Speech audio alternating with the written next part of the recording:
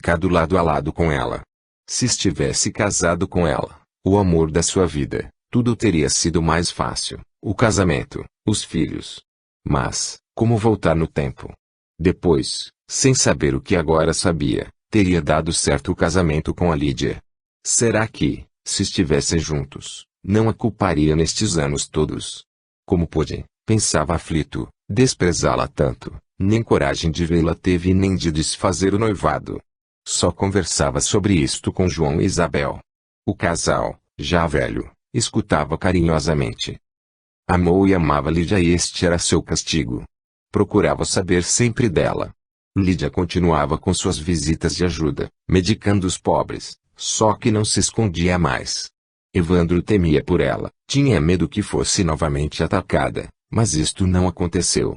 Ela passou, com os anos, a ser venerada, todos na região, principalmente os que não podiam pagar para ter assistência médica, a respeitavam profundamente.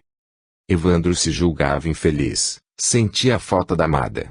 Porém, esqueceu-se de tudo mais que havia recebido de Deus e havia recebido muito. Era prefeito, sadio, tinha uma esposa honesta e filhos. E também tinha, como empréstimo de Deus, grande fortuna. Mas, imprudentemente, concentrava suas emoções no que lhe faltava e não no que dispunha. Tornou-se impaciente, inquieto. Isto incomodava os familiares porque estava sempre de mau humor. Passou a embriagar-se. Mas, consciente dos vezames que a bebida provocava, quando o fazia, ia para o porão da casa e por lá dormia. Soube que Lídia passava necessidades e mandou João levar-lhe uma grande quantia de dinheiro. Ela devolveu e mandou dizer que não precisava. Sentiu-se mais amargurado ainda por não conseguir ajudá-la. Numa tarde, quando cavalgava, viu Lídia. Afastou-se dos empregados e dirigiu-se a ela. Sua ex-noiva não o vira, desceu do cavalo com dificuldades e sentou-se de uma pedra para descansar. Havia mudado, envelhecera, engordara, mas estava linda como sempre. À frente dela, emocionado, teve ímpeto de lhe dizer que a amava, que sempre a amou. Mas, não teve coragem. Temia ofendê-la. Estava casado e não tinha nada para oferecer. Ao olhá-la, notou em seus olhos a tranquilidade que perdera e compreendeu que era muito mais infeliz que ela e por sua própria culpa. Quando ela se levantou e dirigiu-se à casa que ia visitar, Evandro notou tanto que Lídia mancava, que andava com muita dificuldade. Teve vontade de abraçá-la, conteve-se e ficou a olhá-la até que entrou na casa. Afastou-se e lágrimas correram pelo seu rosto. Pensava muito nela e bebia cada vez mais. Foi no porão da casa que o encontraram morto. O espírito de Evandro ficou junto ao corpo morto até a hora do enterro. Sua mãe Verônica e José Venâncio conseguiram desligá-lo. Porém, recusou socorro, ficou no seu antigo lar. Viu com tristeza que os familiares não sentiram sua morte. Josefina gostava dele, no começo do casamento chegou até amá-lo, porém, cansou de amar sozinha e transferiu este amor aos filhos. Estes, sim, amavam a mãe. Evandro compreendeu que foi ele mesmo que se afastou dos filhos e que estes não tinham muitos motivos para amá-lo. Repartiram a fortuna que ele havia herdado e multiplicado com seu trabalho, e que julgava ser sua por ter sido adquirida honestamente. Ilusão. A morte do corpo o fez entender que nada possuía e ali estava ele como um pobre infeliz. Resolveu visitar Lídia e o fez facilmente. Entristeceu-se ao vê-la tão pobre. Sua amada vivia numa casa tão velha que nem os seus empregados morariam. Era esburacada, quente no verão e fria demais no inverno e sem nenhum conforto.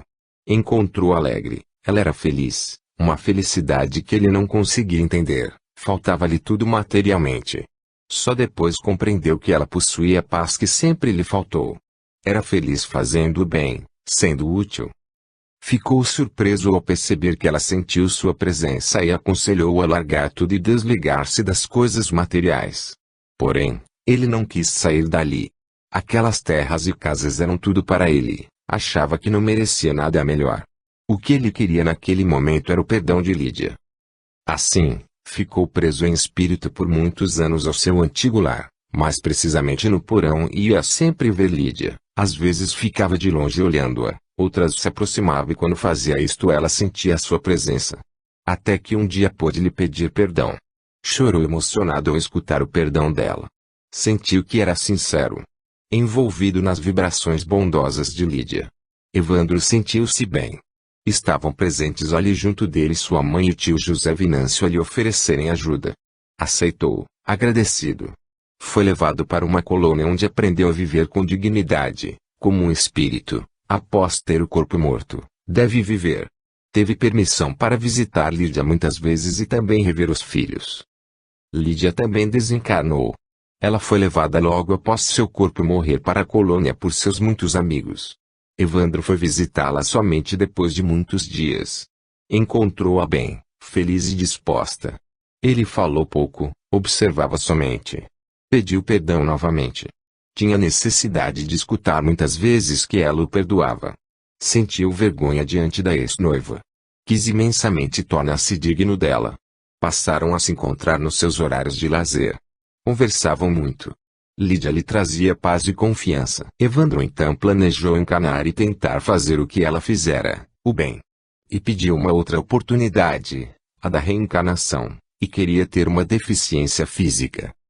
Estes pedidos, todos referentes a reencarnações, são analisados com sabedoria em departamentos próprios. Cada um de nós tem realmente o que necessita. Esperançoso, este espírito reencarnou e recebeu o nome de Fabiano. 10. Lídia. Lídia desde menina gostava de ajudar a todos, os irmãos, os empregados, os escravos e os animais. Cuidava dos doentes da casa com carinho. Aprendeu a fazer chás, interessou-se pelas plantas e fez amizade com o velho médico que clinicava na região. Quando o clínico estava por perto, lá estava ela conversando com ele. Continuou assim e com mais intensidade na adolescência. Seus pais não gostavam. Tentavam impedir, mas Lídia sempre dava um jeitinho e continuava. Um dia, quando passeava a cavalo com o irmão, conheceu Evandro. Olharam-se encantados um para o outro.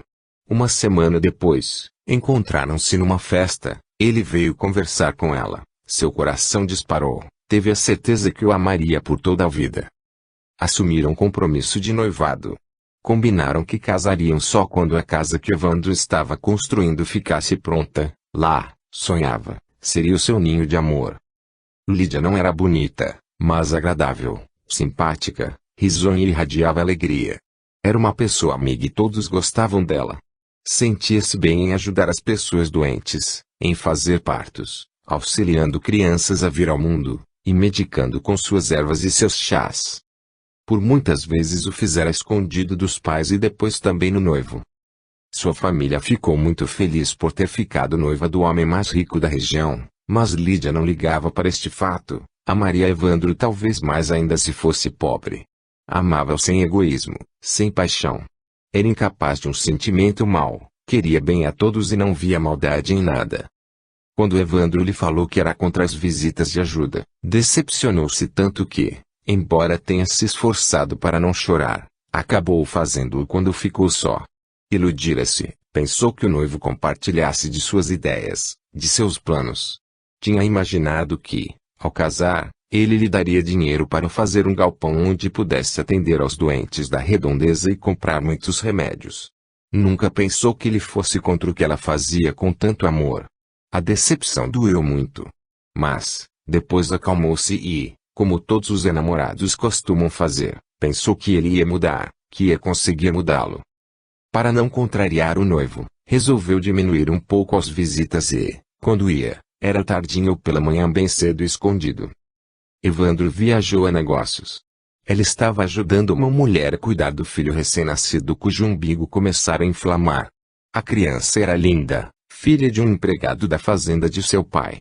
Gostava muito de crianças, ficava imaginando como seria feliz ao ser mãe.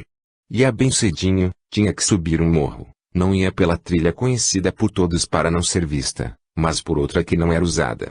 Agia assim para que Evandro não soubesse. Um dia, depois de uma visita, voltava distraída quando escutou um barulho, pensou que fosse um animal, sentiu medo e correu. Mas foi agarrada por dois homens. Foi uma cena triste e deprimente. Tudo que Deus fez foi para o uso e não para o abuso. Qualquer abuso, seja no que seja, traz consequências terríveis para aqueles que o sofrem e para os que o cometem. O sexo não foge à regra e o abuso sexual é muito aviltante. Lídia ficou ali jogada, tonta e com muitas dores. Ao ser derrubada, caiu em cima da perna esquerda que teve fratura exposta. Quando os moradores da fazenda acharam, a moça teve vergonha, pois estava quase nua. Enrolaram-lhe um casaco e a levaram para casa. O médico amigo veio rápido, medicou e a tua perna, ela não poderia sair do leito por meses. Lídia aguardou, ansiosa, o retorno do noivo, queria seu carinho. Imaginou que este ao saber viria correndo confortá-la. Amava-o tanto. Mas ele não veio. Soube que retornou e não foi vê-la. O pai veio lhe dar a notícia. Lídia, Evandro voltou de viagem e foi passar uns dias na casa do seu tio Anastácio. Não veio me ver. Indagou, sentida. Acho, filha, que nem virá. O tio sempre quis que ele casasse com a filha. Não irá perder esta oportunidade de aproximá-los. Se o seu noivo não veio até agora, dificilmente virá. Quero que saiba que matamos, eu e seus irmãos, os 2 bandidos que atacaram. Por que os matou? Perguntou Lídia. Para que não falassem por aí que somos uns frouxos. Tinha que zelar pelo nosso nome. Nem digo pela sua honra, esta você já perdeu. Foram capazes de matar só para que não falassem mal de nós? Espantou-se Lídia. E não é assim a vida. Por que Evandro não veio vê-la? Porque certamente não quer uma noiva desonrada. Que honra é esta tão cruel? Que fiz de errado? Às vezes, até eu a acho cruel, disse o pai. Mas é o que temos por conceito. Espero que isto mude, no futuro, disse Lídia, tristemente. Mas, enquanto não muda, é a ela que temos que seguir. Depois, Lídia, sua mãe e eu pedimos tanto que parasse com esta sua esquisita caridade. Muito poucos irão compreender seu gesto. Irão falar mal de você e para muitos você teve o que procurou. O pai saiu do quarto e Lídia chorou. Porém, não perdeu a esperança. Evandro certamente viria vê-la. Pensou nele com carinho. Mas, passaram-se os dias e ele não veio. A cada amanhecer dizia, ele virá, Evandro virá hoje. Ao anoitecer comentava triste, amanhã, certamente. Já era noite, ia dormir, quando escutou vozes, tinha visitante na sala, mas fora uma visita rápida. Ao ver o pai entrar no seu quarto, teve um pressentimento ruim, ficou calada olhando para ele, que abaixou a cabeça e disse, Lídia, o tio do Evandro, senhor Anastácio, veio aqui e desfez o compromisso de vocês. Ele veio para o sobrinho não ter de passar por esta humilhação. Já não é mais noiva. O pai saiu deixando-a sozinha. Lídia então chorou. A dor foi tão grande que sentiu como se o seu corpo estivesse se dilacerando. Para ela foi pior que o dia em que foi violentada. Chorou a noite toda. Ao amanhecer, decidiu, não choro mais. Nunca mais. O amor continua vivo, não morreu. Mas, agora é só meu. Aprenderei a viver sem a presença de Evandro, mas não posso viver sem amor. Que ele fique no fundo do meu ser e que seja só meu. Os comentários da família sobre a agressão que recebera aí do noivado desfeito eram contraditórios. Uns diziam que Evandro estava certo, outras que fora injusto. Mas, quase todos concordaram, Lídia não agira certo ao sair sozinha. Ela não respondeu a nenhum dos comentários. Conversava à vontade só com o velho médico e este, para que ela se distraísse, trouxe-lhe emprestados os seus livros de estudos de medicina e muitas vezes explicava-lhe as partes que ela não conseguia entender. Ficou sabendo da festa em que Evandro fora, do noivado dele e não chorou. No dia da Virgem em que ele se casou, Lídia não aguentou e as lágrimas escorreram-lhe pelo rosto, porém, esforçou-se. Não choro. Não devo chorar. E Evandro quem casa? Não o meu amor. Este é só meu. A recuperação foi lenta, a fratura da perna foi feia e quase teve que amputá-la. Mas Lídia era jovem, sadia e reagiu, porém ficou a sequela, a moça ficou manca. Andava primeiro com o apoio de uma cadeira, depois com muletas improvisadas e finalmente com uma forte bengala. Logo que lhe foi possível, voltou a ajudar os seus doentes. Seus pais reclamaram. Mas ela não se importou e devagar voltou às suas visitas. Só que de charrete ou a cavalo, pois não conseguia andar muito. Tentava não mais pensar no antigo noivo e para se distrair intensificou o auxílio às pessoas, não se escondendo mais. Lídia, vamos precisar deste quarto para seu irmão. Ele vai casar e deverá ficar uns tempos morando aqui com a esposa. Mandei arrumar aquele pequeno, perto da cozinha, para você. Mude para lá, amanhã, disse-lhe um dia a mãe. Lídia ia contestar, porque ela. Mas calou-se. Há tempos, desde do acidente, da violência que sofrerá, a família a tratava diferente. O pai, ainda mais bondoso, lhe dirigia a palavra em tons mais amorosos. A mãe sempre achou que foi por sua imprudência que jogou fora um casamento vantajoso e não a perdoava por isto. O quarto era pequeno, coube só uma cama e um baú. Ela não reclamou. Um dia escutou a mãe falando com o pai que o deveria arrumar um casamento para ela. Correu e ajoelhou-se ao lado do pai. Papai, lhe imploro, não me case. Por Deus, deixe-me solteira. Ora, só conversávamos, disse a mãe.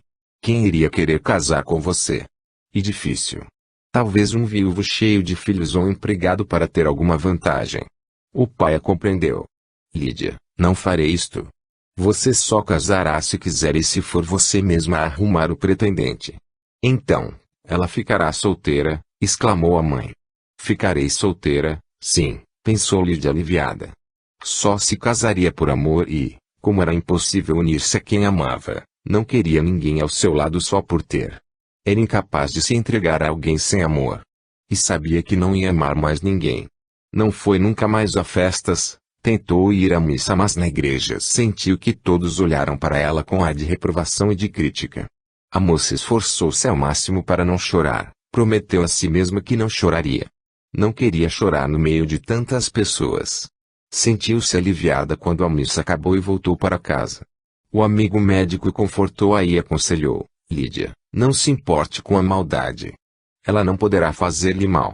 Antes ser vítima de uma maldade que fazê-la. Esqueça estas ofensas. Não fique chateada por ter isto acontecido numa missa. E muita hipocrisia ir em orar e não seguir os ensinamentos do nosso Mestre Jesus. Lembra que no tempo dele não havia missas. E o que ele fazia, podemos fazer.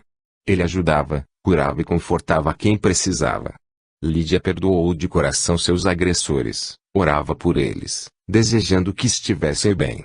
Não guardou mágoas. Passou a sair só para ajudar quem lhe pedia. O velho médico morreu e veio outro para o seu lugar. Era só um clínico para uma região grande e este sentiu-se aliviado com a ajuda dela. Sempre teve notícias de Evandro. Ficou contente ao saber que teve filhos. Desejava que fosse feliz. O tempo passou, os pais morreram e os irmãos colocaram-na para morar numa casinha que servia aos empregados da fazenda. Passava por dificuldades, mas mesmo assim, repartia o que tinha com os mendigos. Um dia, um empregado de Evandro veio bater à sua porta. Atendeu achando que viera pedir ajuda. Assustou-se quando ele disse: Dona Lídia, o senhor Evandro mandou isto para a senhora. Era um envelope fechado, abriu apressada. Dentro uma quantia elevada em dinheiro. Colocou o dinheiro novamente no envelope, fechou e entregou ao portador. Agradeço ao senhor por ter vindo aqui. Mas, por favor, volte e devolva ao senhor Evandro. Diga-lhe que certamente se enganou. Este envelope é dele e o conteúdo lhe pertence, eu não aceito. Ainda bem que logo após vieram buscá-la para fazer um parto. Evitou pensar no assunto esquecendo a oferta de Evandro. Tempos depois foi ver um doente. Estava a cavalo, parou perto de uma árvore, sentou-se de uma pedra para descansar uns minutos para em seguida atravessar o jardim e entrar na casa que visitaria. O calor estava forte e ela suava, enxugou o suor e abanou-se com o lenço. Viu uma pessoa se aproximar e só de perto reconheceu Evandro. Seu coração disparou e virou-se para um outro lado dando-lhe as costas. Porém, Evandro parou, desceu do cavalo e lhe dirigiu a palavra. Boa tarde, Lídia. Como está? Lídia virou-se, desejou estar mais arrumada. Estava com roupas velhas, sem nenhum atrativo, amarrar os cabelos como sempre, num coque na nuca. Tentou ajeitá-lo com a mão, depois o olhou e sorriu, respondeu esforçando-se para conter a emoção. Bem, e você? Está muito quente, hoje, respondeu ele. Talvez chova mais tarde. Passava por aqui e vi. Faz tempo que não nos vemos. Tirou o chapéu, o tempo também o havia modificado. Estava grisalho, de bigode, rugas apareciam no seu rosto. Olharam-se examinando um ao outro. Lídia envergonhou-se por um instante. Depois reagiu, ela era o que era, nunca em nada seria motivo para envergonhar-se. Levantou a cabeça e sorriu. Nisto um dos moradores da casa gritou, Dona Lídia, entre por favor. Estamos esperando-a. Quer que o ajude? Não, obrigada. Estou indo. Virou-se para Evandro e disse altiva, boa tarde, Evandro. Estou muito atarefada, devo ir. Levantou-se e esforçou-se ao máximo para caminhar sem mancar tanto. Sem olhar sequer uma vez para trás, entrou na casa onde era esperada. Ouviu então o barulho do cavalo se afastando. Perturbou-se com o encontro, mas não deixou ninguém perceber. Foi numa tarde, quando acabava de fazer um curativo numa criança, que um empregado veio lhe dar a notícia. O senhor Evandro morreu. Estava um pouco adoentado e hoje morreu. Lídia parou o que estava fazendo. Olhou para o homem sem entretanto vê-lo. Após abaixou a cabeça e segurou as lágrimas. Não falou nada, dominou-se e continuou com o curativo. À noite, a sós, pôs-se a pensar como ele estaria no caixão, se seus familiares estariam chorando. Orou para ele desejando-lhe paz. Após algum tempo e por muitas vezes, sentiu Evandro perto dela.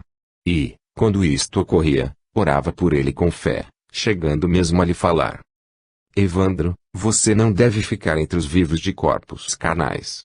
Vá para perto de pessoas como você. Deve entender que seu corpo morreu e que agora vive de outro modo. Lídia era católica, embora há anos não fosse à igreja nem conversasse mais com nenhum padre. Sentia muitos espíritos ao seu lado e, por muitas vezes, falava com eles com carinho. Eram familiares, conhecidos e até desencarnados que nunca vira. Ela não tinha medo, só que não sabia bem como orientar estas pessoas, ou melhor, estes espíritos já desencarnados. Seguia sua intuição e os ajudava muito. Uma tarde, sentada sozinha, sentiu Evandro novamente. Em vez de falar como sempre fazia, tentou escutá-lo e então ouviu. Lídia, perdoe-me. Rogo seu perdão pelo amor de Deus. Então compreendeu que Evandro sentia que errara com ela e respondeu com sinceridade, Evandro, quero feliz. Sempre quis, tanto que não foi por orgulho que não procurei quando aquele triste acidente aconteceu. Achei que se ficasse com você iria infelicitá-lo e deixei que se afastasse. Nunca o perdoei, porque nunca o culpei. Não achei que precisasse do meu perdão, perdoo de coração. Nada me deve. Siga em paz. Percebeu que ele se afastou e por muito tempo não mais o sentiu. Uma noite, quando orava, sentiu-o ao seu lado. Estava diferente, tranquilo e grato. Ficou feliz por compreender que ele estaria bem. A perna doía terrivelmente, havia dias que Lídia se levantava esforçando-se ao máximo para ficar de pé. Voltou a caminhar de muletas. Vivia na pobreza. Alimentos lhe eram doados pelos pobres e empregados que ela assistia. Os irmãos haviam morrido e estava separada dos sobrinhos. Estes gostavam dela, mas se envergonhavam de ter alguém da família que vivia tão estranhamente. Não a incomodavam e às vezes um deles lhe levava alimentos e remédios. Lídia nunca reclamava. Seu semblante era de paz, sua expressão bondosa cativava a todos que a viam. Ela sentiu-se feliz porque se harmonizara com as leis do Criador. Desencarnou tranquilamente numa madrugada fria. Empregados, vendo que ela não se levantara, que não abrira a porta de sua casa, foram lá e a encontraram morta. A família fez um enterro simples, porém as orações em seu favor foram muitas. Os pobres da região sentiram muito a morte da benfeitora. Lídia teve uma dor no peito, quis pegar a água que estava ao lado do seu leito, mas não conseguiu. A dor foi suavizando e ela adormeceu. Acordou tranquila, sem dores, e se espreguiçou. A perna não doía mais, alegrou-se. Observou bem onde estava. O quarto todo branco parecia pintado recentemente, leito alto e confortável, da janela uma claridade brilhante, flores em cima de uma mesinha. Onde estou? Que lugar é este? Por que será que não me dói a perna?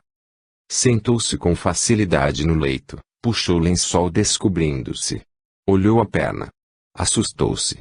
Sua perna estava sadia, Nenhum sinal do ferimento e não estava inchada. Meu Deus! Morri! Que se passa comigo? Por que me sinto tão bem? A porta se abriu e ela viu o amigo médico que há muito tempo tinha desencanado. Olhou-a com carinho e sorriu. Como está a menina Lídia? Era assim que ele a chamava. Lídia sentiu um pouquinho de medo do desconhecido. Refugiou-se nos braços do amigo e o medo desapareceu. Sentiu-se protegida e amada. Diga-me. Doutor, morri. Seu corpo carnal morreu, menina. Agora é sadia como seu espírito. Será muito feliz aqui conosco. Bem disposta, sentindo-se leve, Lídia saiu com um amigo a saltitar pelo jardim do hospital. Dias depois, já estava estudando, trabalhando sem o peso do corpo doente. Recebeu a visita de Evandro, emocionada. Estava envergonhado, ficou olhando em silêncio. Depois de minutos, conseguiu dizer: Lídia, me perdoe. Você já não me pediu isso antes. O que respondia você? Disse Lídia. Que me perdoou. Por favor, sinta-se perdoado e perdoe a si mesmo. E difícil. Sinto que errei tanto com você. E quem sofreu com tudo isto? Indagou Lídia tranquilamente.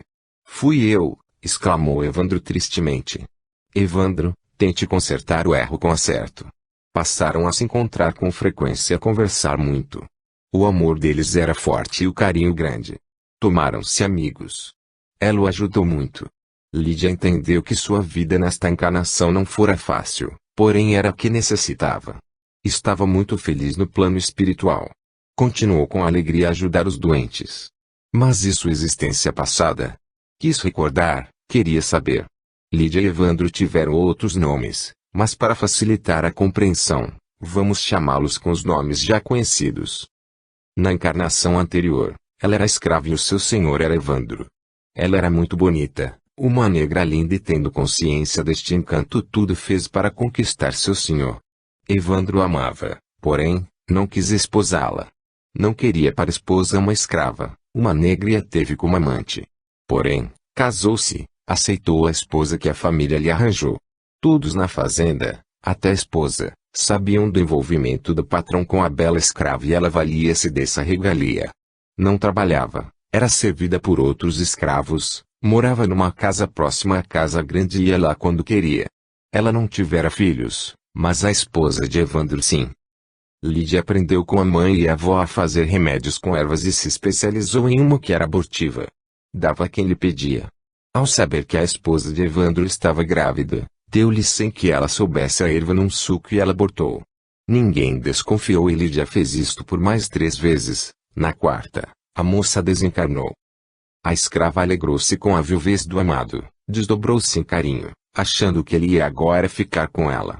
Evandro já tem filhos brancos para continuar seu nome e agora não há nenhum empecilho, nada nos impede de casar e eu ser a dona absoluta da fazenda, pensava. Porém, Evandro pensou e agiu diferente.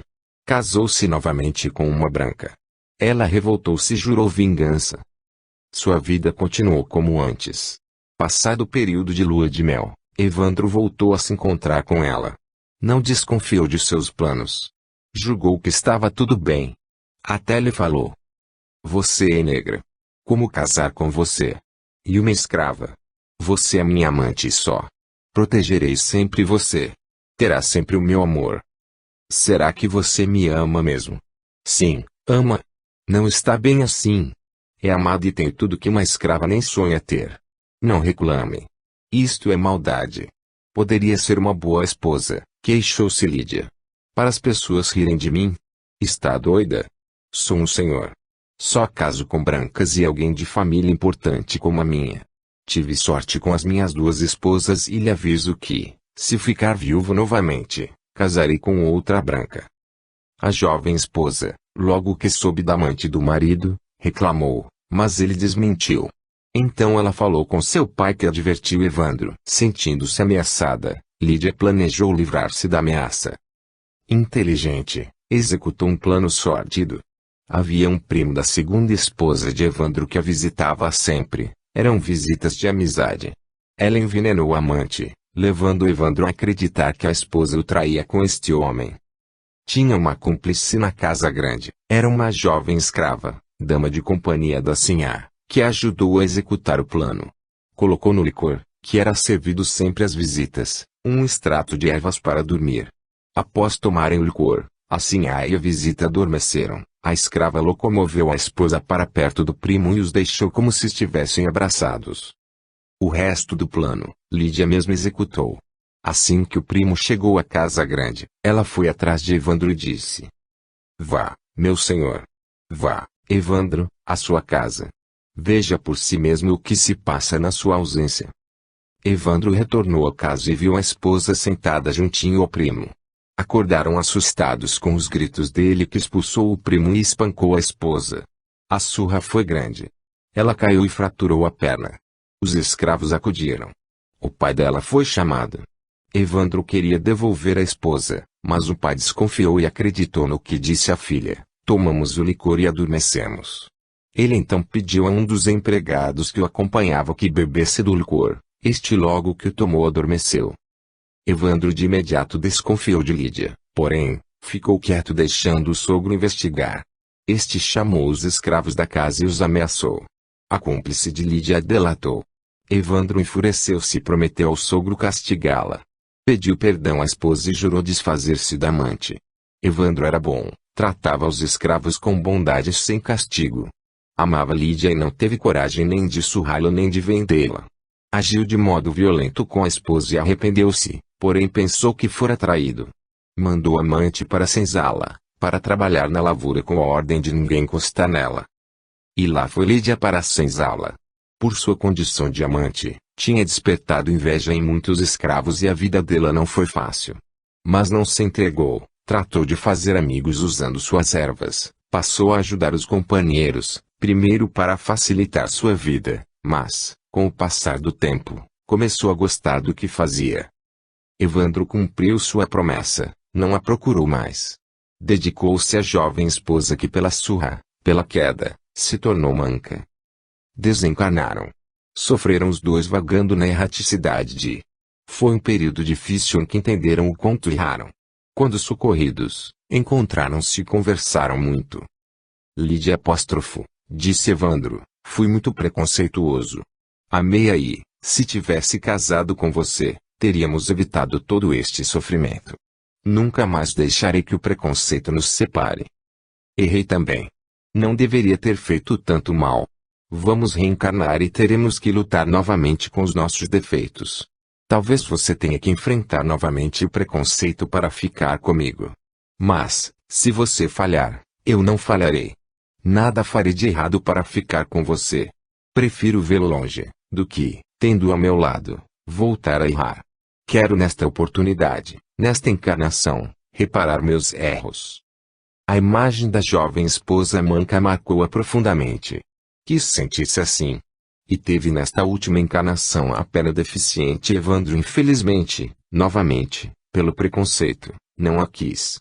Entendeu que necessitou de perdão e o teve, perdoou e estava muito feliz. Lídia compreendeu que voltara triunfante desta sua última encarnação, que fez o que planejara e teve a deficiência que por sua culpa fez outra ter no passado. Alegrou-se, porque a deficiência não foi motivo para não fazer o que deveria. Agradeceu por não ter amolecido diante da dor física e não ter, por isso, se tomado ranzinza, desanimado e desagradável. Porque aquele que vê só a sua dor não vê as dores dos companheiros de jornada, toma-se egoísta e muitas vezes insuportável. Eu, Antônio Carlos, faço um comentário sobre a história que escutei e que prazerosamente narro a outros como exemplo. Quando queremos, os obstáculos são vencidos. Lídia teve motivos que poderiam tê-la impedido de fazer o bem. Só que, se não o tivesse realizado, não teria feito bem a si mesma, porque a maior beneficiada foi ela ao fazer o bem. E Lídia trabalhou pelo bem e fez muito. Dores, decepções e deficiência não a impediram de amar, ajudar, crescer interiormente, de ser útil. Tantas pessoas, infelizmente, dão, às tarefas não realizadas, as mais diversas desculpas e, quando desencarnam, nem elas mesmas as aceitam. E que desilusão! Entendam que perderam uma excelente oportunidade de reparar erros, refazer-se e crescer rumo ao progresso. Como já disse, dificuldades todos têm. A espiritualidade sabe bem que compete a cada um de nós fazer e como deve ser feito. Não nos é exigido o impossível. Mas, sim, que realizemos do melhor modo o que nos compete fazer. Vamos supor que a ajuda, o trabalho que temos que fazer, seja distribuir água que recebemos de graça e por graça. Água é vida. Sem ela não viveríamos encarnados. Muitas vezes, imprudentemente, deixando-se dominar pela vaidade, queremos ter uma caixa d'água, um depósito grande para distribuir com abundância para sermos notados por vaidade, nos vangloriar. E não me refiro só à distribuição dos bens materiais, mas também centímetros em relação à mediunidade.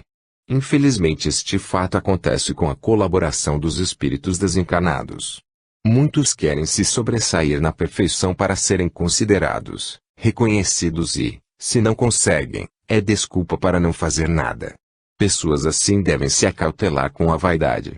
O não fazer por achar pouco não é desculpa, porque o pouco se torna suficiente diante da vontade, do amor, do fazer com carinho.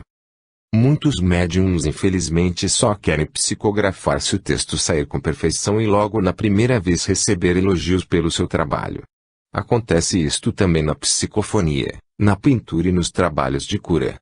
Esquecendo que tudo para ser bem feito tem que ter o aprendizado, o treino, o trabalho com desinteresse e muitas vezes este trabalho só dará frutos após anos de persistência. Nada de bom surge sem o trabalho perseverante. Recebemos sempre aquilo de que necessitamos. O importante é usar bem e ir com equilíbrio. Não se deve querer ter o excesso para ficar guardado. Se tivermos um copo d'água para doar, façamo-lo com alegria e amor. Na maioria das vezes, quem nos pede só quer uma xícara. E, se exigirem de nós um balde d'água que não temos, tenhamos a humildade de dizer, não sei, não faço, não consigo. E que isto não seja motivo para parar com a distribuição do copo que temos. Porque, se temos o copo d'água, por mais que a doemos, sempre a teremos. Se guardarmos esta água sem doar, ela estraga não servindo para mais nada, nem para outros e nem para nós. E ainda, como na parábola dos talentos, pode nos ser tirada. Se não distribuirmos, não teremos. Devemos doar o que temos, fazer o que somos capazes. E tornamo-nos muito mais capazes quando fazemos com amor e boa vontade, qualquer obra por pequena que seja. É nosso dever aperfeiçoar nossos talentos, tornar a água que temos para doar, limpa e agradável. Utilizar os talentos que nos foram dados com equilíbrio, sem os menosprezar, sem exigir glórias. Se recebemos um talento, que possamos fazer como Lídia, entrar na espiritualidade, após a desencarnação, com o talento recebido multiplicado. Lídia acompanhou a reencarnação de Evandro junto aos amigos. Prometeu esperá-lo e o fez. Amava-o. 11. Reencarnações. Como vimos, Verônica veio depois a ser nossa Peralta Amélia e José Venâncio, o garoto levado e esperto, o Mauro. Mas, será que os dois estiveram juntos outras vezes? Teriam se encontrado em outras encarnações? Fabiano, curioso, pesquisou e veio a saber. Amélia e Mauro, com outros nomes, viveram juntos no século XVIII. Seus pais eram saltimbancos, iam de cidade em cidade dando espetáculos em feiras, no subúrbio e nas pequenas vilas. Cresceram juntos, gostavam de correr pelos campos, brincavam e brigavam muito. Moravam em carroças e aprenderam, crianças ainda, a representar. Amélia dançava, cantava e representava e Mauro era o palhaço. Adolescentes, começaram a namorar e o amor nasceu. Todos do acampamento sabiam, só que pensavam ser namoro de crianças. O grupo passou por dificuldades financeiras. Sempre passava, pois era pobre, mas daquela vez a dificuldade era mais séria. Até os alimentos estavam escassos. Amélia estava com 16 anos, era bonita, graciosa, só que não tinha talento. Mauro era talentoso, fazia plateia, sempre pouca, rir às gargalhadas. Foi quando um senhor rico, ao ver Amélia, a quis. Era um homem velho que se interessou por ela, conversou com o pai dela e fez uma oferta para tê-la. Deixa a menina comigo. Ela será minha amante. Darei-lhe tudo de bom, irá morar numa casa confortável, terá empregados e roupas boas. Darei por ela uma boa soma em dinheiro. O homem ofereceu, de fato, uma grande quantia, que resolveria todos os problemas do grupo. Poderiam adquirir novos cavalos, carroças, roupas e alimentos. O pai ficou de pensar e dar a resposta. O pessoal do acampamento ficou sabendo e as opiniões ficaram divididas. Uns acharam que Amélia devia se sacrificar, pois seria por pouco tempo, logo o velho enjoaria dela e então poderia voltar ao acampamento. Outros achavam que era uma indecência e que a menina não deveria ser vendida. Mas, a fome fala mais alto e o pai estava propenso a aceitar. Amélia e Mauro se desesperaram. Ele não queria amada com outro e nem ela queria morar com o velho. Nada de material lhe interessava e aquele senhor a repugnava. Decidiram fugir. Combinaram tudo. De madrugada, levando poucas coisas, pegaram um cavalo, saíram silenciosamente e partiram. Foi uma fuga difícil, não tinham dinheiro nem alimentos. O cavalo era velho e não aguentava com os dois, ora ia um montado, ora outro, ou os dois puxando o cavalo. Alimentavam-se com o que achavam e com o que lhes davam. Mas, fugiram e isto era o que lhes importava. Tiveram que abandonar o cavalo em meio à fuga, continuaram andando, dormindo nos campos, até que resolveram parar numa cidade. Arrumaram, após muita procura, emprego numa taberna, ela como ajudante na cozinha e ele como serviçal e palhaço. Ganhavam pouco e as dificuldades eram muitas. A vida deles foi difícil. Mauro, briguento, não parava em empregos. Vieram os filhos, 3, e cada vez mais aumentavam as dificuldades. Vieram as brigas e os arrependimentos. Amélia acusava-o da pobreza e ele passou a sair com outras mulheres. Ela falava com raiva, não deveria ter fugido com você. Nunca mais farei isto. Souberam que o acampamento de seus pais estava perto de onde estavam. Amélia com os filhos pequenos foi para lá. Foi recebida com carinho pelos pais que se arrependeram por querer vendê-la. Amélia separou-se de Mauro, ficou vivendo no acampamento, criou os filhos, sempre na pobreza. Mais tarde, casou-se e teve mais 2 filhos.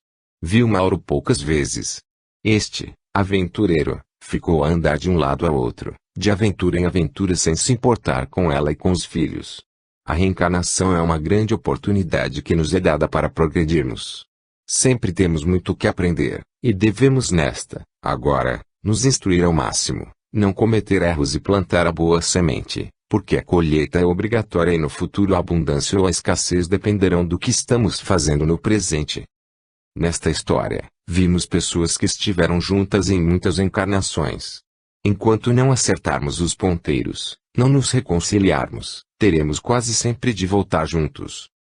Amélia e Mauro como saltimbancos não conseguiram ser felizes, não enfrentaram os problemas que surgiram. Amélia, como Verônica, teve medo de fugir com José Venâncio, talvez porque instintivamente não confiava nele, temia a pobreza que a fez sofrer muito anteriormente. Porém, cada experiência que temos é diferente. Ela agiu errado sendo infiel ao esposo. São erros cometidos e as consequências são as dores. E para erros não se tem justificativa. Erra-se e sofre-se até que a compreensão maior nos ensine a anular erros com verdadeiro amor e com o trabalho edificante no bem. E, por graças, outras oportunidades nos surgem.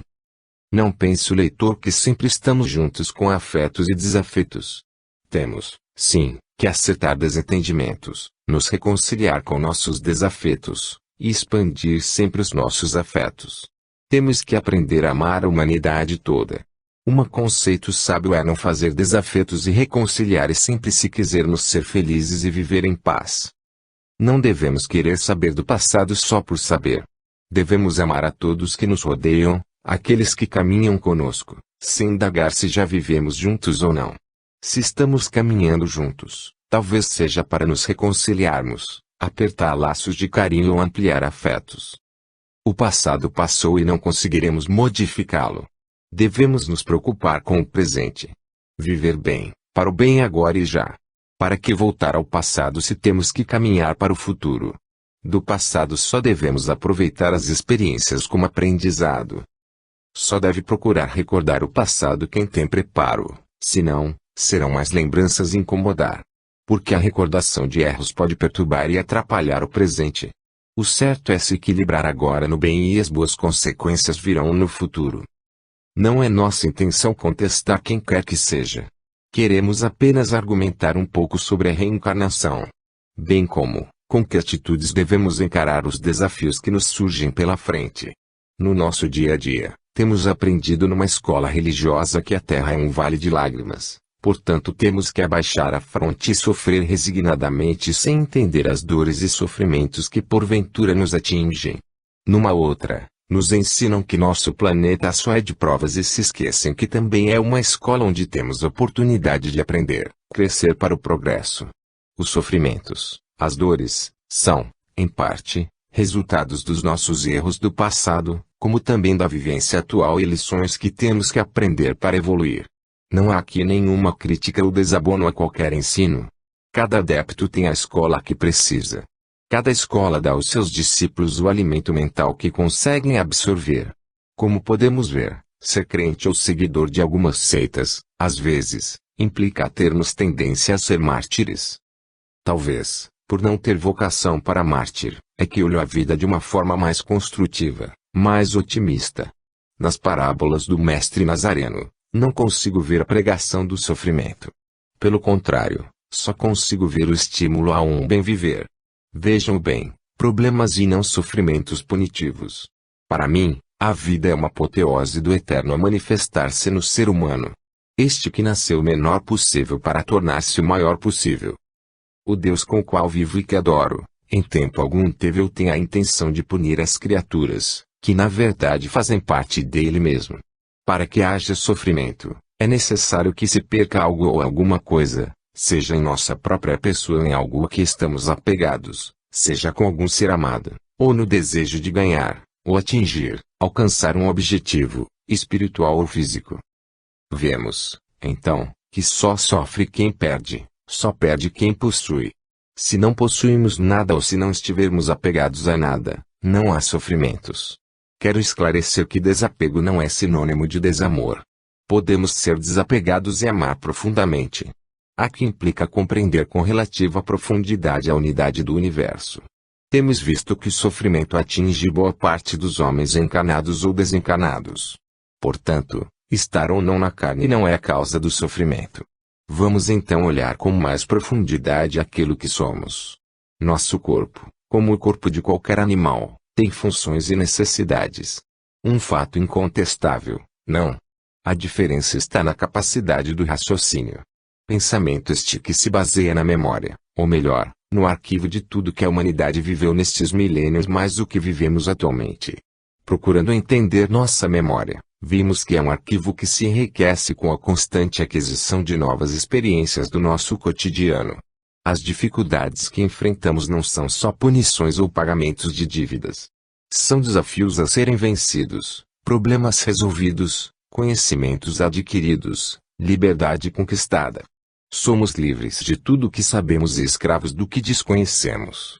Se não enfrentarmos e solucionarmos constantemente nossos problemas e dificuldades, seremos como o aluno repetente que se reapresenta na escola por não ter aprendido a lição. Repete o ano voltando a estudar o que deveria ter estudado, até conseguir compreender o problema que lhe foi apresentado. Por favor, por caridade, vejam comigo a beleza que a vida nos dá em todos os segundos, a glória de navegar com ela pelo infinito. A maioria de nós navega na contramão, pois, pelo apego, pelo egoísmo, vive para si mesma, se isola do movimento, estaciona à margem da vida, que inclui não só os homens, mas também todas as manifestações de Deus. Disse o Mestre Nazareno que se o reino dos céus estivesse no alto, as aves nos haviam precedido. Se nos mares, os peixes haviam chegado primeiro. Mas que o reino dos céus não estava que nem acolá, mas dentro de cada um de nós. Vejam, meus irmãos, não há nem tempo, nem lugar, mas sim um estado, uma maneira de viver que pode nos eleger ou colocar num bem viver, independente de estarmos no corpo físico ou fora dele. Em outra parábola de Jesus, vemos também que os problemas e os desafios existirão sempre. E, como já dissemos antes, eles são necessários para que não adormeçamos. Disse Jesus: Vinde a mim, todos que andais aflitos e sobrecarregados, e eu vos aliviarei. Tomai sobre vós o meu jugo. E aprendei de mim, que sou manso e humilde de coração, e achareis descanso para as vossas almas. Porque o meu jugo é suave e o meu fardo é leve. Jugo suave e peso leve são as dificuldades da vida cotidiana. Para os egoístas são sofrimentos e dores pungentes, pois vivem em constantes perdas ou medo de perder, com o angustiante conflito de se querer o que não está a centímetros suas mãos. Aqueles que olham com mais profundidade o movimento da natureza percebem que é no atrito de interesses que vamos desenvolvendo nossa capacidade criativa. Para o cidadão integrado a vida é um todo, apesar da diversidade aparente. E desta forma ele usufrui, mas não possui nada do mundo físico. Vive o fato de que até seu corpo físico a natureza pertence. Portanto, não se apossa de nada, mas administra da melhor forma possível em que a vida coloca a centímetros suas mãos, para que possa participar de tudo com ela na sua plenitude. Assim, dificuldades são prêmios daquele que muito nos ama, pois nos quer atuando juntos uns dos outros. A vida é composta de forças que se opõem e se compõem. E no atrito que o desafio se apresenta. No homem, o atrito existe nas funções e necessidades do corpo, junto com as funções e necessidades do espírito. E necessário que os dois se completem. O espírito se materializa, assim como o corpo se espiritualiza, para que haja o homem completo, o cidadão cósmico total. Não vejo, não sinto a nossa humanidade como condenada a derramar lágrimas e a se vergar pela pressão do sofrimento. Enquanto estivermos apegados aos nossos sentidos, aos nossos condicionamentos de procurar incessantemente preenchimentos, satisfações e prazeres, a vida estará sempre a nos boicotar, a nos dizer pela negação daquilo que buscamos, que ela não é só isto. Já em tempos idos, o mestre Nazareno disse, nem só de pão vive o homem. A maioria de nós vive mediocremente, passamos 40, 50 ou 60 anos a fazer as mesmas coisas, a só agir na superfície da vida. Não importa estar encanado ou desencanado, a vida é um movimento contínuo. E preciso que participemos dela, e que compreendamos que Deus é onipresente em tudo e em todos. Exijamos de nós mais do que Ele nos deu. E necessário que atualizemos o potencial que nos deu. De participar com Ele, de exercitar nossa criatividade. É necessário que transcendemos desta vida tão medíocre de comer, beber, procurar satisfação e depois sofrer as consequências desses atos. E aqui na Terra, durante a reencarnação, que encontramos o atrito mais pungente, porque por milênios o homem tem vivido em função da satisfação dos sentidos. Deus quer que atualizemos incessantemente a capacidade de nos tornar um só, um único todo, sem entretanto perder nossa individualidade. 12. Novos amigos. Fabiano, após recordar os acontecimentos de suas vidas passadas, procurou esquecer e viver o presente. Os três amigos passaram a ir às reuniões na casa do Sr. Mário. Gostavam muito. Um dia, Fabiano ao chegar escutou seu nome ser pronunciado. Parou, quieto. Era Amélia com sua amiga Magda conversando. Estavam sentadas num banco em frente à casa do Sr. Mário. Atrás, onde Fabiano parou, tinha uma trepadeira que impedia as meninas de o verem. Diga, Amélia, quem você namora, Mauro ou Fabiano? Não namoro ninguém, respondeu Amélia, sou muito nova para isso. Não me esconda, diga de quem você gosta, insistiu Magda. Dos dois. Gosto de Fabiano, ele é frágil, sinto que necessito protegê-lo. Mauro é briguento, gosta de me irritar, mas acho que gosto muito dele. Com a aproximação de outros companheiros, Fabiano saiu de onde estava e todos entraram para mais uma aula de evangelização espírita. Quero apresentar dois novos companheiros, disse o Sr. Mário. Esta é a Karina e este Leonardo, vieram de São Paulo. Estão hospedados na casa de D. Rosa, nossa companheira de doutrina espírita. Após os cumprimentos a aula teve início. O Sr. Mário começou a falar e Leonardo sentiu-se mal. Ficou aflito, suando e a garotada estranhou. O Sr. Mário calmamente lhe deu um passe com palavras de incentivo e tentou acalmá-lo. Será que algum espírito se aproximou dele? Indagou Magda. Não creio, respondeu Mauro, não vi nenhum perto dele. Leonardo melhorou. Sua irmã mais nova olhava-o preocupada. Você melhorou, Leonardo? Perguntou o Sr. Mário. Sim, estou melhorando, obrigado. Todos olhavam para ele, que tentou sorrir e falou, Senhor Mário, posso explicar. Queria contar a eles o que me acontece. Se quiser. É que eu sou drogado, disse Leonardo, um tanto envergonhado. E o quê? Indagou Amélia, espantada. Droga de quê? Vou me explicar melhor. Sou viciado, falou, abaixando a cabeça. Todos ficaram em completo silêncio. Senhor Mário interferiu para esclarecer a turma.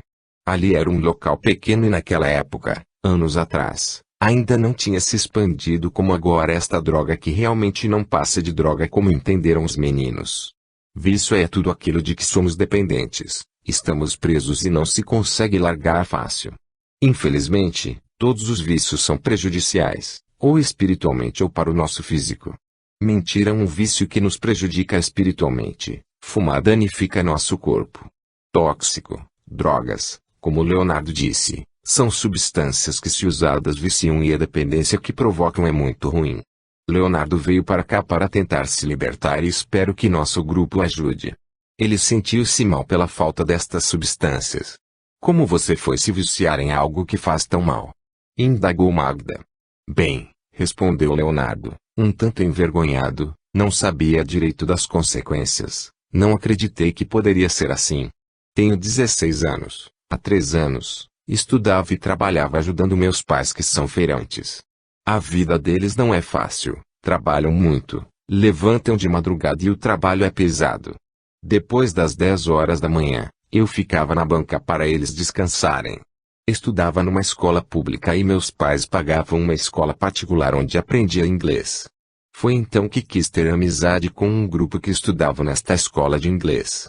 Admirava estes meninos, só que eles me achavam careta e, para mostrar a eles que não era, passei a fumar como eles. Só que eles não só fumavam cigarros comuns, mas de maconha. Este cigarro vicia muito e custa caro. Quando percebi, não conseguia mais ficar sem fumar e para ter dinheiro para comprar a droga saí da escola de inglês e usava o dinheiro das mensalidades para adquiri-la e meus pais continuaram pensando que eu estudava. O grupo me aceitou e passei, contente, a fazer parte do bando. Mas as sensações da maconha já não nos satisfaziam e passamos a usar outra droga, mais perigosa, a cocaína. E cada vez a usava mais, necessitando sempre mais de dinheiro. Passei então a pegar dinheiro da banca dos meus pais e sempre mais. Quando meus pais perceberam, estavam quase arruinados e se desesperaram. Descobriram tudo e sofreram muito. Eu também sofri e sofro. Agora tenho a consciência do quanto que os fiz sofrer. Tinham pouco financeiramente e este pouco foi construído com muito trabalho e eu, imprudentemente, quase os fiz perderem tudo. Envergonho-me muito disto. Levaram-me a um médico e estou fazendo um tratamento para me desintoxicar, mas com os amigos perto não aguentava e voltava ao vício. Então, minha tia Rosa se ofereceu para receber-nos aqui em sua casa. Longe deles, e como aqui não convivo com as drogas, irei me desintoxicar e libertar deste vício ruim. Leonardo abaixou a cabeça. Só que ele não contou tudo. De fato, se viciou assim, queria ser aceito na turma e para isto teve que fazer o que eles faziam. Deveria ter procurado naquela época outros amigos. Nem todos que experimentam drogas ficam assim tão dependentes, mas quase sempre terminam presos a elas e acabam até piores do que Leonardo. Viciados quase sempre perdem o senso de responsabilidade e fazem muitos atos errados. Leonardo, primeiro saiu da escola de inglês, paga com sacrifício dos pais e usou o dinheiro das mensalidades para comprar drogas. Depois, como o dinheiro não dava, roubou-o. Os amigos ofereciam dinheiro a ele só que com a condição de que trouxesse a irmã para o bando, eles a queriam para o sexo. E Leonardo começou a dar drogas à irmã. Fazia grande propaganda da turma e convidava para sair com eles e também falava com entusiasmo da ilusão dos efeitos das drogas. Ela acabou por experimentá-las. Foi então que os pais deles descobriram tudo e evitaram a tragédia maior. Karina não chegou a se viciar. Mas, temia a turma que passou a assediá-la. Aceitando a oferta de D. Rosa, que era a irmã da mãe deles, vieram então para o interior, para aquela pequena cidade que ainda não conhecia este tipo de vício, o tóxico. São muitos como Leonardo que se tornam viciados por motivos fúteis, amigos, namoros, para não parecer boboca, careta, etc. Outros, para fugir de problemas. Dos problemas não se foge, é preciso resolvê-los. E, se no momento estes parecem não ter soluções, deixe o tempo passar e os problemas passarão com ele, que é encarregado de resolvê-los.